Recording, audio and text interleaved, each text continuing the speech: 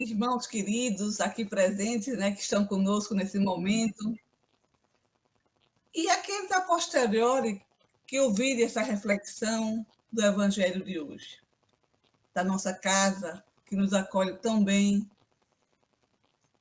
o Bezerra de Menezes, para que possamos aprofundar esses estudos semanais, diariamente, nos outros momentos da Casa Espírita. Lembremos aqui, irmãos, que os escritos bíblicos são inspirados por Deus. E os estudos do NEP, Núcleo de Ensino, Pesquisa Espírita, né? Estudo do Evangelho, neles estão pautados, bem como pelos princípios que regem a nossa doutrina espírita. Ensinos estes que são úteis a nós, que nos servem como instrução e orientação acerca do nosso caminho a ser percorrido nessa jornada que aqui na esfera terrestre estamos na labuta para desenvolver, tendo sempre como modelo o nosso Mestre Jesus. A leitura que hoje vamos dar continuidade no estudo do Núcleo de Estudo do NEP, Bezerra de Menezes, é o Evangelho de João. Hoje vamos começar com a introdução no terceiro capítulo, né? Fazendo esse prosseguimento. E aqui vamos trazer uma leitura do capítulo 3, versículo de 1 a 6. Eu vou fazer uma leitura na tradução de Haroldo Dutra, este livro aqui, né? Haroldo Dutra. E quem tiver o seu evangelho em casa, vai talvez estar um pouquinho com palavras diferentes, mas o conteúdo em síntese é o mesmo. Então, eu vou fazer primeiro uma leitura geral e depois a gente vai traçar um pouquinho de reflexão a respeito dele. É um trecho assim, um tanto, porque ele traz uma historicidade.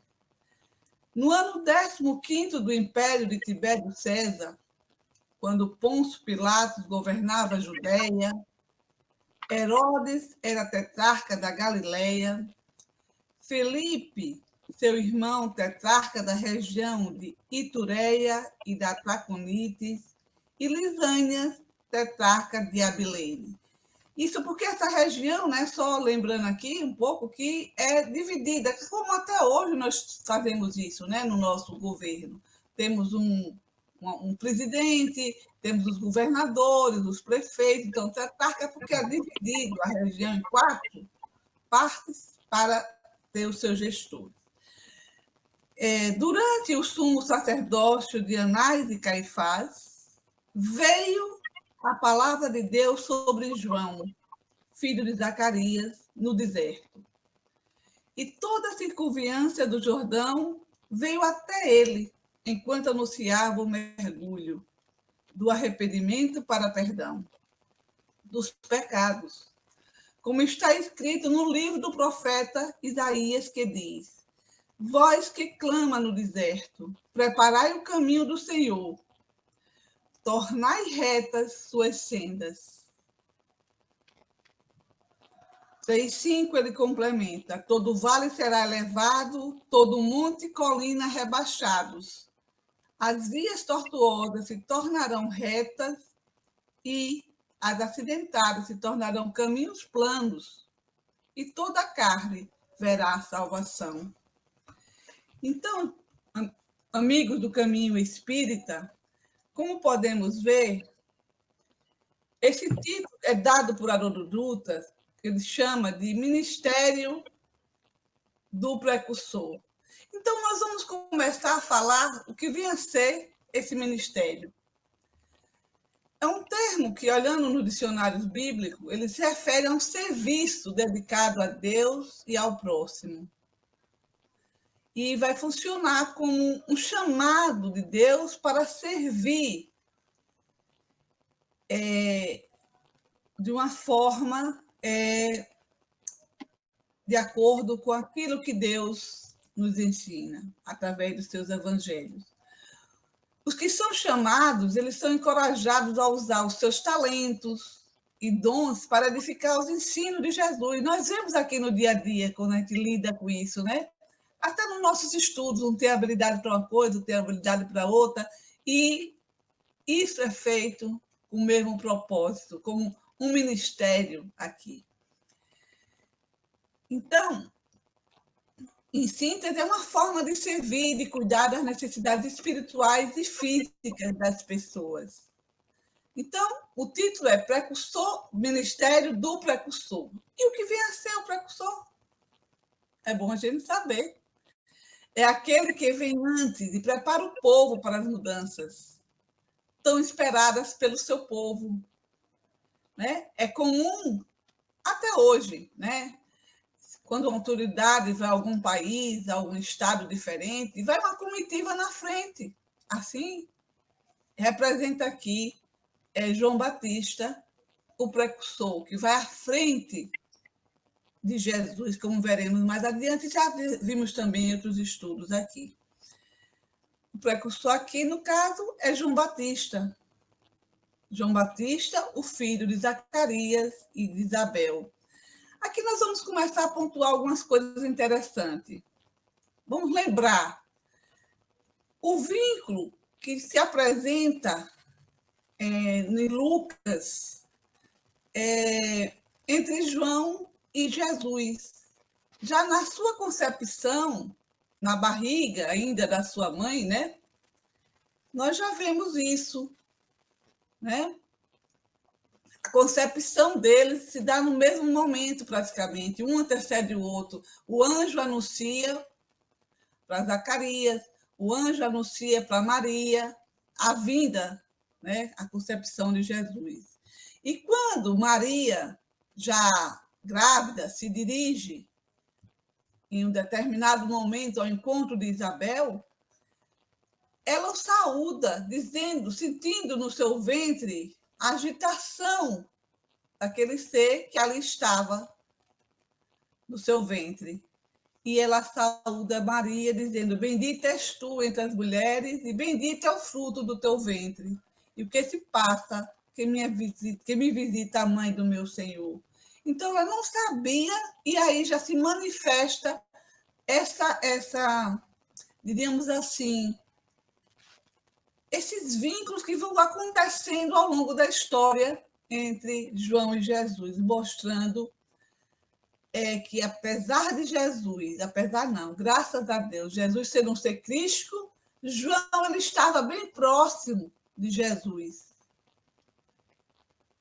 Ainda não enquanto ser crístico, mas sim bem próximo, né? E aqui, então, é dado o sinal dos elos entre dois seres, no caso, João e Jesus. Um outro ponto que a gente pode destacar nesses 3 capítulos, e hoje no terceiro, é a mediunidade, que nós já vimos, essa comunicação de pessoas que estão encarnadas no plano, com outros do plano espiritual, em diferentes níveis de evolução, segundo a sua própria evolução.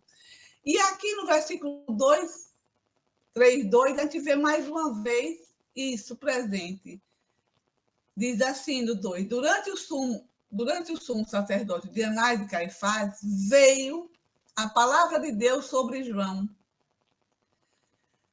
É interessante, nos chama a atenção, porque não diz assim, veio um anjo, mas sim a palavra de Deus. Daí a gente pode entender a proximidade da escala evolutiva entre João e Jesus. Isso não é bem próximo isso da gente perceber. Palavra esta que vai conduzir, essa palavra que ele usa, é que vai conduzir João ao seu ministério. Ou seja, como precursor, que vai preparar e vai convidar o povo para a mudança radical de vida por eles tão esperada. Porque o que é que acontece entre nós, humanos, seres aqui encarnados? A gente espera as mudanças do outro.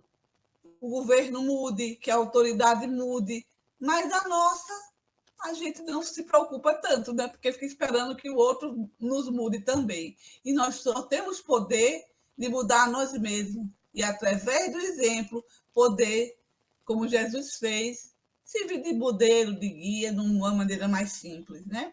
Claro. Então,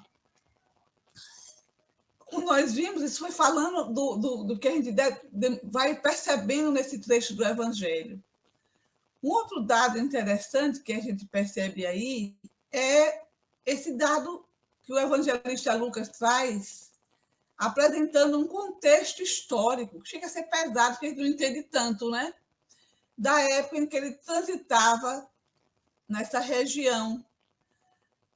Bom, época, porque essa época é muito marcada pela desigualdade política, social e econômica, né? Então, existiam as diferenças de classes e de tudo mais.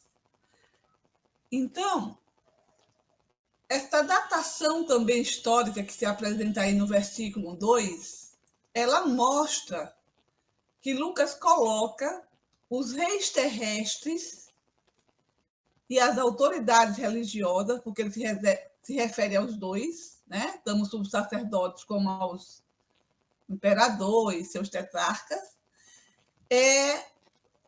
em contraste com a soberania e autoridade de Jesus, sendo este um homem simples, destituído de cargos e títulos. Então, isso é feito aí. Nós vamos compreender nos estudos ao longo desse capítulo e vamos aprofundando essa compreensão. Bom, no versículo 3 desse capítulo, ele fala que toda a circunviança do Jordão vem até ele, enquanto anunciava o mergulho do arrependimento para o perdão dos pecados. Hoje se conhece também esse mergulho como o batismo, né? É colocado, é um termo bíblico, como ablução que pode ser através da lei, como é a circuncisão. Lembram dos trechos que estudamos anteriores, quando se refere a Jesus, ao próprio João, para fazer a circuncisão, que era obrigado a se fazer isso com a criança quando ele completava determinada idade, né? Aqui, essa ablução é a purificação do corpo físico, porque eles entendiam nesse contexto ainda que era necessário purificar o corpo físico. E, durante essa purificação, era reconhecido perdoados os seus pecados, né? Era assim compreendido. Então, a purificação por meio de água, ainda chamada de batismo, ainda é uma prática hoje presente em muitas das religiões. Para quem já esteve no batismo de alguém conhecido, sabe disso. Mas ele nos veio, quando estávamos lendo a respeito disso, e essa água na nossa doutrina, como é que lá está representada? Aí buscamos um trechinho aqui que queremos trazer, de Emmanuel, que diz assim: se desejas, portanto, o concurso dos amigos espirituais na solução dos teus problemas orgânicos ou dos problemas de saúde e equilíbrio dos companheiros, coloca o teu recipiente de água cristalina à frente das tuas orações. Espera e confia. E aí a gente vê na nossa prática da doutrina espírita, após o passe, tem um copinho de água, né? Lá. Continuando a leitura aí. O orvalho do plano divino magnetizará o líquido com raios de amor em forma de bênção, e estarás sendo consagrado o sublime ensinamento do corpo de água pura abençoado dos céus. Isso está no livro Segue-me, de Emmanuel, psicografado por Chico Xavier. Bom, dando continuidade, a gente vê o seguinte: no versículo 3,4, como está escrito no livro do profeta Isaías, que diz: vós que clama no deserto, preparai o caminho do Senhor, tornai retas tuas sendas. E aqui a gente percebe que a profecia de Isaías, lá do Velho Testamento, é concretizada, né? é destacada. No 3,5 diz assim: todo vale será levado, todo monte e colina rebaixado. As vias tortuosas se tornarão caminhos planos. E no 3,6, toda a carne verá a salvação de Deus. Observe mais uma vez aí a contradição que se aparece entre, entre o que está no alto desce e o que está no baixo sobe, né? Mostrando o poder no âmbito político, econômico, não é o mais significativo, não significa que é um peso de relevância necessariamente para a nossa evolução espiritual. O que não significa também que aquele que não os tem também não vai passar pelo seu processo de reforma, né? Então, ele nos traz aí um destaque que é necessária a correção das nossas atitudes para o corpo físico ser salvo, né? Aí nesse batismo de João Batista. Acerca desses 3 versículos, o que nos revela Emmanuel no livro Caminho, Verdade e Vida, da editora FEB, no capítulo 16, diz assim, que eu quero pedir permissão a vocês para a gente dar uma lida aqui e a gente refletir junto. Endireitai os caminhos, que é o que se refere a esses 3 últimos versículos de João aí. A exortação do precursor permanece no ar, convocando os homens de boa vontade à regeneração das estradas comuns. Essas estradas comuns são os nossos desvios, né? O que João chama aí de pecado, né? E vejam que em João os homens se dirigem a ele para o batismo. E a história diz, né, que nessa época os pecados eram ditos em voz alta para que todos ouvissem, né? Em todos os tempos, observamos, dando continuidade à leitura do Endireitar os Caminhos, diz o seguinte: em todos os tempos, observamos criaturas que se candidatam à fé, que anseiam pelos benefícios de Cristo, clamam pela paz, pela presença divina e, por vezes, após transformar os melhores sentimentos em inquietação injusta, acabam desanimados e vencidos. Parece assim, eu me esforço tanto, né? E não chega, não muda nada, não adianta, parece que não adianta, eu estudo tanto esse evangelho e nada muda. Sim, muda, sim. Às vezes o que muda a gente nem percebe ainda, nem se dá conta. Onde está Jesus que não lhes veio ao encontro dos rogos sucessivos? Em que esfera longínqua permanecerá o Senhor distante de sua amargura? Não compreende estes que, por intermédio dos mensageiros generosos do seu amor, o Cristo se encontra em cada dia ao lado de todos os discípulos sinceros. Falta-lhes, no entanto, o quê? Diz Emmanuel, dedicação ao bem em si mesmo. Corre ao encalço do Mestre Divino, desatentos ao conselho de João. Endireitai os caminhos.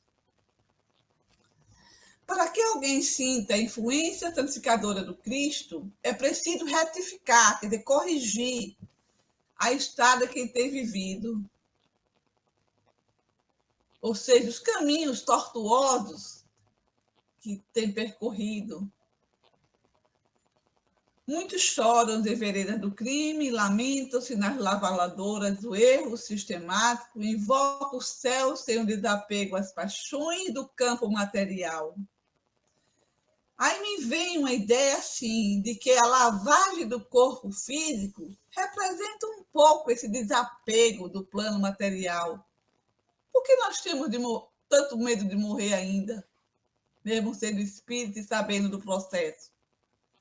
Porque somos apegados ainda à matéria. Né? Em tais condições, não é justo dirigir-se a alma ao Salvador, que aceitou a humilhação e a cruz sem queixas de qualquer natureza. Se queres que Jesus venha santificar as tuas atividades, endireitai os caminhos da existência, regenera os teus impulsos, desfaz as sombras que te rodeiam e sentirás ao teu lado com a sua bênção. Em síntese, meus irmãos, esses versículos 5 e 6, ele nos traz uma alusão simbólica muito presente da elevação espiritual e da preparação para o caminho de Jesus. É isso que está sendo posto aqui, em que todos terão iguais oportunidades, seja reis, seja religiosos, ou seja pessoa comum, né? Então, todos terão a mesma oportunidade de evolução espiritual, independente da sua classe política, da sua classe social e econômica e até mesmo religiosa. E assim, irmãos, a gente agradece esse espaço de hoje, essa oportunidade de partilhar com vocês um pouco dos nossos estudos na introdução desse capítulo 3º do Evangelho de Lucas. Lembre-se, irmãos, leiam, mas leiam e procurem vivenciar aquilo que é lido, cada um na sua medida e do seu jeito possível. Que as bênçãos do Cristo Jesus estejam com todos nós. E assim seja.